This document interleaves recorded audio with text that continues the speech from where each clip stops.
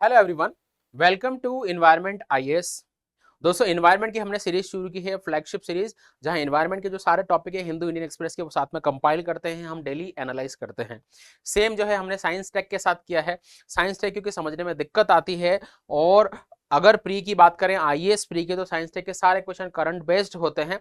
उसी को ध्यान में रखते हुए टारगेटेड वे में साइंस एंड टेक के जो न्यूज है उनको एनालाइज करेंगे हम डेली। तो 22 तारीख के हिंदू इंडियन एक्सप्रेस को हमने लिया है। दो इंपॉर्टेंट आर्टिकल आए थे जो काम के थे। Brain eating amoeba, Naegleria fowleri. तो ये एक अमीबा है जिसने 5 साल की एक बच्ची के दिमाग में जो है इन्फेक्ट कर दिया था, एंड शी पास्ड अवे। तो पहली न्यूज तो ये है। दूसरा है सिग्निफिकेंस ऑफ एक्स क्रोमोसोम, ये आर्टिकल हिंदू में आया था, और ये जो अमीबा वाला आर्टिकल इंडियन एक्सप्रेस में आया था। तो इन दोनों न्यूज को हम कवर कर रहे हैं। Brain eating amoeba, Naegleria fowleri, very important. तो ये अमीबा न्यूज में क्यों था दोस्तों? बात ये हुई थी, केरल में एक 5 साल की बच्ची, और उस 5 साल की बच्ची का ब्रेन का जो टेस्ट कराया गया, तो एक इन्फेक्शन निकला और ये पाया गया कि उसके ब्रेन में एक अमीबा चला गया है। इस अमीबा ने उसके ब्रेन को इन्फेक्ट कर दिया और शी पास्ड अवे, उस बच्चे की डेथ हो गई। तब से टॉपिक न्यूज में है। तो नेग्लेरा फावलेरी क्या होता है? सो नेग्लेरिया फावलेरी क्या है? Rare but deadly microscopic organism या अमीबा है। It has recently made headline after causing tragic death of 5-year-old girl in Kerala in India. This amoeba can lead to dangerous brain infection called primary amoebic meningoencephalitis, जिसको बोलते हैं PAM, a condition that demand immediate medical attention. तो जब ये amoeba से कोई इंसान infect हो जाता है, तो ये उसके ब्रेन में इन्फेक्शन कर दे, इसको बोलते हैं पेम, विच इज प्राइमरी अमोबिक मैनिग्नोएंसेफेलिटिस। ये इन्फेक्शन ब्रेन में ये अमीबा कर देता है। अब ये इन्फेक्शन लगता कैसे है, ये अमीबा बॉडी में जाता कैसे है? तो जनरली ये अमीबा जो है दो जगह मिलता है, एक तो वार्म वाटर में और एक सॉइल में, गर्म पानी में और सॉइल में। गर्म पानी जो है नेचुरल या आर्टिफिशियल जगह पे, कोई रिवर या कोई लेक या कोई पॉन्ड या कोई वाटर बॉडी, जहां वाटर टेम्परेचर ज्यादा है, वहां पर ये अमीबा आपको मिलेगा। So it is found in warm fresh water, और टेम्परेचर जो है 46 डिग्री सेल्सियस के आसपास हो, जैसे अभी है टेम्परेचर।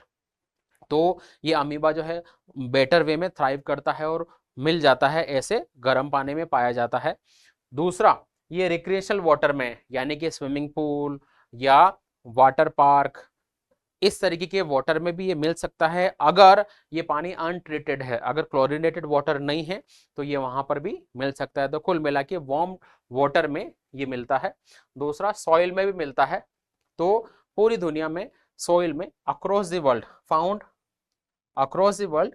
और क्योंकि ये बैक्टीरिया और दूसरे माइक्रो ऑर्गेनिज्म को खाता है, तो ये सॉइल में मिलता है। तो वार्म वाटर में और सॉइल में ये पाया जाता है। सपोज कोई छोटा बच्चा जो है मिट्टी में खेल रहा है, वहां पर ये अमीबा है। या सपोज आप स्विमिंग पूल में गए, जो गंदा स्विमिंग पूल है, जो क्लोरिनेटेड प्रॉपरली नहीं है, वाटर पार्क में गए जो क्लोरिनेटेड नहीं है, तो ऐसी जगह पे अगर ये अमीबा का इन्फेक्शन किसी छोटे बच्चे को हो जाता है, तो सबसे पहले ये नाक के रास्ते एंटर करता है, और हमारे जो ऑल्फैक्टरी नर्व्स है उनके थ्रू ब्रेन में चला जाता है, और ब्रेन में इन्फेक्शन फैला देता है, जिसका नाम है पैम जो है इन्फेक्शन। और द प्राइमरी एमोबिक मैनिग्नोएंसेफेलिटिस, ये इन्फेक्शन ब्रेन में फैला देता है। और ये इन्फेक्शन रेयर इन्फेक्शन है, बट लाइफ थ्रेटनिंग है। मोस्ट ऑफ द केस में अगर इन्फेक्शन हो गया है तो डेथ हो जाती है। तो यही हुआ था उस छोटी बच्ची के साथ। सिम्टम्स क्या आते हैं जब ये इन्फेक्शन फैल जाता है? तो शुरुआत में नॉर्मल सिम्टम्स आते हैं, फीवर आना या हेडेक होना, ये नॉर्मल सिम्टम्स हैं। जब ये इन्फेक्शन बढ़ जाता है तो क्या होता है बेसिकली कि कंफ्यूजन हो जाता है, और हेलुसिनेशन हो जाता है, इवन कोमा जैसी कंडीशन हो जाती है। और इन्फेक्शन बढ़ने के बाद वो जो पर्सन है वो कोमा में चला जाता है, और एंड में जाके डेथ हो जाती है। तो ये था अमीबा।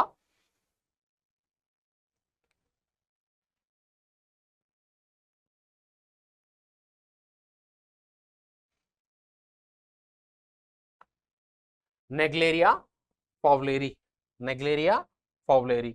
अब जब किसी को अगर ऐसा इन्फेक्शन हो जाए तो उसका ट्रीटमेंट क्या है? अगर प्रेजेंट कंडीशन की बात की जाए तो वर्ल्ड में इसका अभी कोई ट्रीटमेंट नहीं है और कोई स्टैंडर्ड ट्रीटमेंट का सिस्टम नहीं है। So there is no universal effective treatment for पैम।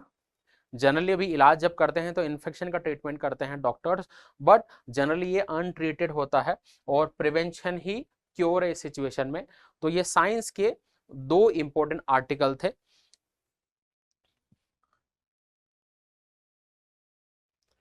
तो पहला आर्टिकल तो ये अमीबा वाला है। सेकेंड आर्टिकल जो मैं कवर कर रहा हूं वो है एक्स क्रोमोजोम वाला आर्टिकल जो हिंदू में पब्लिश हुआ था। तो एक्स क्रोमोजोम को आप सब जानते हो क्या होता है एक्स क्रोमोजोम और ये आर्टिकल हम क्यों पढ़ रहे हैं। तो एक्स क्रोमोजोम पर एक नई रिसर्च हुई है। क्या नई रिसर्च हुई है वो हम देखते हैं। तो पहले हम क्रोमोजोम की बात करते हैं। क्रोमोजोम के बारे में आप सभी जानते हो गुणसूत्र। तो हमारे मेल और फीमेल सबकी बॉडी में 23 पेयर्स या 46 क्रोमोजोम या 46 गुणसूत्र होते हैं मेल और फीमेल में। अगर मैं 23rd पेयर की बात करूं, 23rd पेयर की बात करूं मेल में क्रोमोजोम के और फीमेल में, तो 23rd पेयर जो है मेल में होता है XY और फीमेल में होता है XX। ये छोटी क्लासेस से हम पढ़ते थे। अगर बेबी की बात की जाए तो अगर मेल से X आ रहा है फीमेल से X आ रहा है तो ये XX बनेगा और गर्ल चाइल्ड जो होगी उसका जन्म होगा। अगर मेल से Y आ रहा है और यहां से X आ रहा है यानी पेयर XY हो रहा है तो बॉय जो है बच्चे का जन्म होगा। ये 23rd क्रोमोसोम के बारे में बेसिक आपको पता है। हम बात कर रहे हैं इस आर्टिकल में एक्स क्रोमोसोम पर हुई रिसर्च के बारे में। इस आर्टिकल में यह बात की गई है कि एक्स क्रोमोसोम पर जब रिसर्च हुई तो यह पाया गया कि एक्स क्रोमोसोम की वजह से बीमारियां फैलती है। तो एक्स क्रोमोसोम की डेफिशिएंसी से 3 टाइप की बीमारियां फैलती है, फर्स्ट, सेकेंड और थर्ड। फर्स्ट टाइप की बीमारियां वो होती है जब एक्स क्रोमोसोम में डेफिशिएंसी हो। डेफिशिएंसी का मतलब बॉडी का मेल या फीमेल का एक्स क्रोमोसोम जो है कंप्लीट नहीं हो, उसमें कोई कमी हो, तो डेफिशिएंट हो अगर वो है तो जेनेटिक डिजीज फैल जाती है कई सारी। तो पहले ये आर्टिकल ये डेफिशिएंसी की बात करता है कि एक्स क्रोमोसोम की डेफिशिएंसी से कौन कौन सी बीमारियां फैलती है। दूसरा ये आर्टिकल बात करता है कि एक्स क्रोमोसोम अगर एक्सेस में है यानी एक्स क्रोमोसोम की एक्स्ट्रा कॉपी है या एक्स क्रोमोसोम जो है डेफिसिट में है यानी कि कम कॉपी है। सपोज यहाँ पे जनरली एक्स वाई होता है, अगर यहाँ पे एक्स एक एक्स और हो या फिर यहाँ पर एक्स एक्स होता है और यहाँ एक एक्स हट जाए तो भी बीमारियां हो सकती है। तो दूसरा आर्टिकल डिस्कस करता है एक्स क्रोमोसोम की एक्स्ट्रा कॉपी या डेफिसिट से कौन सी बीमारियां फैलती है। थर्ड ये आर्टिकल बात करता है कि एक्स क्रोमोसोम के इनएक्टिवेशन पर बात करता है। एक्स क्रोमोसोम के इनएक्टिवेशन के बाद ये क्या है बेसिकली, तो महिलाओं में यानी फीमेल में जो 2 एक्स क्रोमोसोम होते हैं जनरली एक सर्टेन एज के बाद फीमेल में जो है एक्स क्रोमोसोम जो है इनएक्टिव हो जाते हैं। और इन एक्स क्रोमोसोम का इनएक्टिव होना अच्छी बात है क्योंकि उससे क्या होता है बेसिकली एक एक्स क्रोमोसोम में ऑलमोस्ट 800 जीन होते हैं। ठीक है, ये एक्स क्रोमोसोम नेचुरली इनएक्टिव हो जाते हैं। इससे क्या होता है क्रोमोसोम का जो एक्सप्रेशन है वो बैलेंस रहता है। अब अगर ये इनएक्टिवेशन प्रॉपर नहीं होवे यानी कि वो पूरी तरीके से इनएक्टिव नहीं होवे या इनएक्टिव होने के बाद दोबारा एक्टिव हो जाए तो फीमेल में कई तरह की जेनेटिक डिजीज हो सकती है।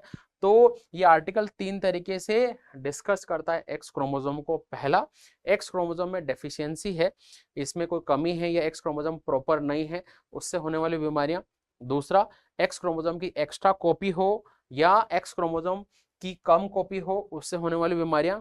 तीसरा, फीमेल में एक्स क्रोमोसोम के प्रॉपरली इनएक्टिव नहीं होने से होने वाली बीमारियां। ये तीनों को ये आर्टिकल डिस्कस करता है। recent studies highlighted X chromosomes crucial role in biological process and disease. So the X chromosome encode approximately 800 gene. Loss of function of these gene can lead to a variety of genetic disease which can be grouped into 3 categories. तो 3 category में divide कर सकते हैं x chromosome से link genetic disease, ठीक है। सो कुछ बीमारियां हैं जो अगर डेफिशिएंट एक्स क्रोमोसोम है उससे होने वाली बीमारियां हैं, जैसे डुचेने मस्कुलर डायस्ट्रोफी, ये बीमारी का नाम याद रखना, ये इंपॉर्टेंट है, डुचेने मस्कुलर डायस्ट्रोफी। दूसरा है एग्मोग्लोबुलिनेमिया, ये भी एक दूसरी बीमारी है। और तीसरी है red green colour blindness, are commonly X linked genetic disease. अगर एक्स क्रोमोसोम में डेफिशिएंट है तो 3 तरह की बीमारियां हो सकती है। पहली क्या नाम है, डुचेने मस्कुलर डायस्ट्रोफी। दूसरी है एग्मोग्लोबुलिनेमिया। तीसरी है कलर ब्लाइंडनेस। तो ये एक्स क्रोमोसोम से लिंक डिजीज है या इसकी डेफिशिएंसी होने वाली बीमारियां हैं। तो इनको तीनों का नाम याद रखना है, यहां से क्वेश्चन आ सकता है प्री में। ये मस्कुलर डायस्ट्रोफी की बीमारी है, इसमें बेसिकली क्या होता है, आपकी बॉडी की जो मसल है वो प्रॉपर्ली फंक्शन नहीं कर पाती। तो ये क्या है, जेनेटिक डिजीज है और एक्स क्रोमोसोम से लिंक डिजीज है। दूसरी बीमारी है एग्मा ग्लोबुलिनेमिया, ये बीमारी है बेसिकली इसमें बॉडी एंटीबॉडीज प्रोड्यूस नहीं कर पाती है। एंटीबॉडीज प्रोड्यूस कब होती है, जब हमारी बॉडी में कोई फॉरेन मैटर जो है, चाहे बैक्टीरिया वायरस आ जाए तो हमारे शरीर एंटीबॉडी प्रोड्यूस करता है उसको मारने के लिए। कुल मिला के इस बीमारी में हमारे शरीर का जो इम्यून सिस्टम है वो डेफिशिएंट हो जाता है, इम्यून सिस्टम प्रॉपरली काम नहीं कर पाता। फिर एक्स क्रोमोसोम में एबनॉर्मल नंबर हो, यानी कि एक्स क्रोमोसोम का नंबर या तो ज्यादा हो या कम हो, उससे होने वाले बीमारियां। सेकंड है, इसको टेक्निकली बोलते हैं एन्यूप्लोडाइस। क्या बोलते हैं, एन्यूप्लोडाइस। एन्यूप्लोडाइस जो टेक्निकल टर्म है उसका मतलब यह है कि नंबर ऑफ एक्स क्रोमोसोम इधर एक्स्ट्रा और लेस। तो क्या होता है इसमें, हमने बात की थी एक्स क्रोमोसोम की मेल और फीमेल की। मेल में एक्स वाई होता है और फीमेल में एक्स एक्स होता है। मैं एक एग्जांपल लेता हूं, इनका नंबर इंक्रीज करता हूं। सपोज नॉर्मली तो ये होता है, सपोज डिजीज के केस में हो जाए ऐसा कि ये एक्स वाई नॉर्मल है और एक एक्स जो है एक्स्ट्रा आ गया मेल में, और फीमेल में मान ले एक्स एक्स होता है और एक एक्स ही रहे, दूसरा एक्स उड़ जाए, खत्म हो जाए, नहीं हो, तो कौन सी बीमारी फैलेगी, lead to,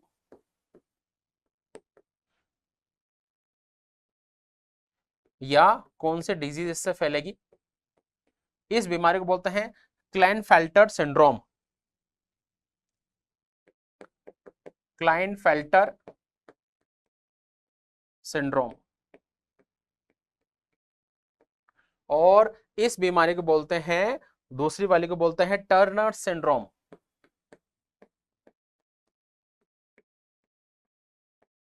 Turners syndrome. Klinefelter syndrome basically क्या होता है, देखो एक्स की एक एक्स्ट्रा कॉपी आ गई है। अब जो एक्स क्रोमोसोम है ना वो फीमेल के सिम्टम्स देता है, जैसे फीमेल के सेक्सुअल ऑर्गन्स, प्राइवेट पार्ट वगैरह। अगर मेल के अंदर ये एक्स्ट्रा एक्स क्रोमोसोम आ जाए और क्लाइनफेल्टर डिजीज हो जाए, उससे क्या होगा, बेसिकली मेल में फीमेल के सिम्टम्स आने लग जाएंगे, चेस्ट जो है फीमेल लाइक अपीयर हो जाएगी। तो इस तरीके के सिम्टम्स देखेंगे, यानी मेल में फीमेल लाइक सिम्टम्स जो है वो बीमारी होती है क्लाइनफेल्टर सिंड्रोम। और ये एक एक्स क्रोमोसोम की एक्स्ट्रा कॉपी आने से होती है मेल में। दूसरा, फीमेल में जो है अगर एक्स क्रोमोसोम की एक कॉपी हट जाए, खाली एक एक्स क्रोमोसोम रहे, इसका मतलब क्या है कि फीमेल में जो फीमेल के सिम्टम्स है वो कम आएंगे, लेसर फीमेल लाइक सिम्टम। तो फीमेल के जो बॉडी के प्राइवेट पार्ट है वो फुली डेवलप नहीं हो पाते हैं। और टर्नर सिंड्रोम में बेसिकली फीमेल जो है इनफर्टाइल होती है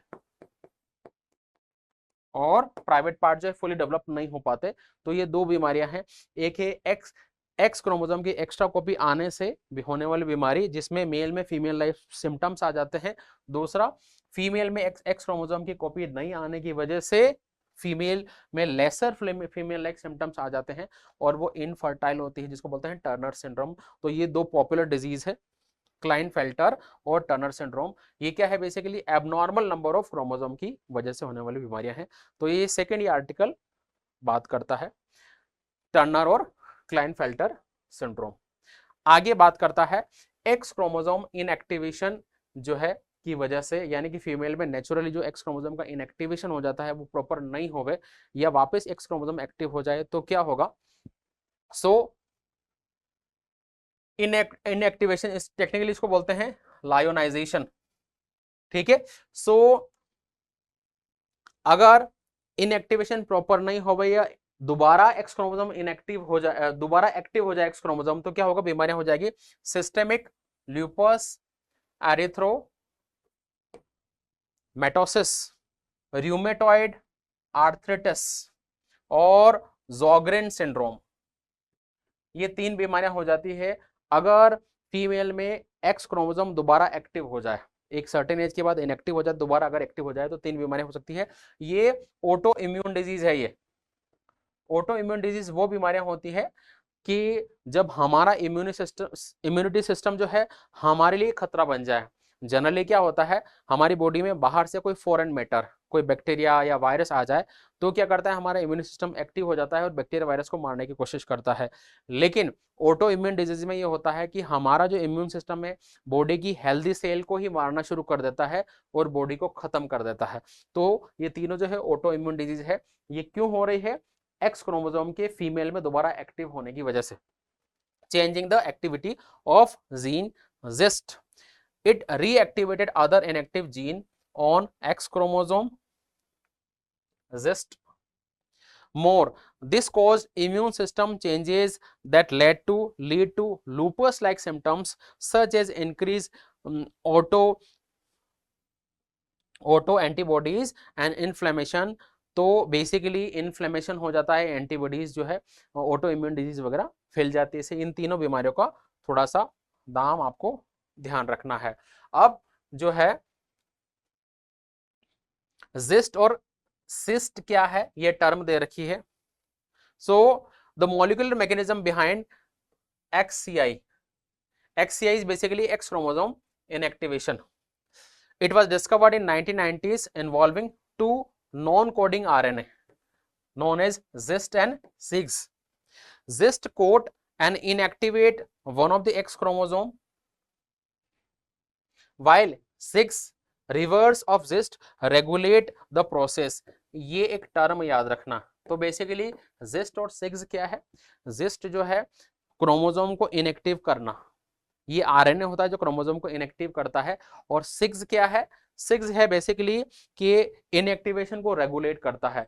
तो ये 2 आरएनए हैं, इनके नाम भी याद रखना है। तो कुल मिला के 3 तरीके से एक्स क्रोमोसोम से ह्यूमन में डिजीज हो सकती है।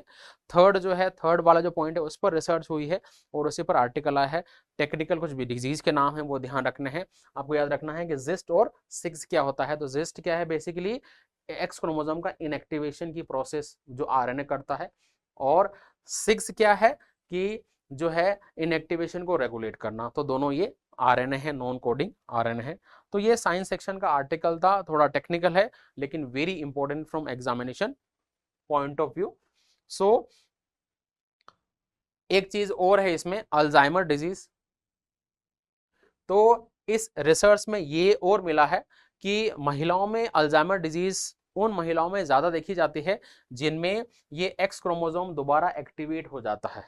अल्जाइमर डिजीज क्या है, बेसिकली अल्जाइमर बीमारी वो है कि जब एज बहुत ज्यादा बढ़ जाती है तो आपके जो बॉडी के न्यूरॉन प्रॉपर्ली काम नहीं कर पाते, आपको चलने में दिक्कत आती है, आपको बोलने में दिक्कत आती है, समझने में दिक्कत आती है, दैट इज अल्जाइमर। तो उन महिला में अल्जाइमर की डिजीज ज्यादा मिलेगी जिनमें एक्स क्रोमोसोम दोबारा एक्टिव हो गया है। ये अल्जाइमर की डिजीज है जहां पर आपका जो ब्रेन है वो श्रिंक हो जाता है। ये नॉर्मल हेल्दी ब्रेन है, ये श्रिंक ब्रेन है। इसकी वजह से आपके जो है न्यूरॉन जो है वो प्रॉपर्ली फंक्शन नहीं कर पाते। तो ये साइंस सेक्शन के 2 आर्टिकल थे। सेकेंड वाला आर्टिकल बहुत इंपॉर्टेंट है, इसको ध्यान रखना है। Thank you very much.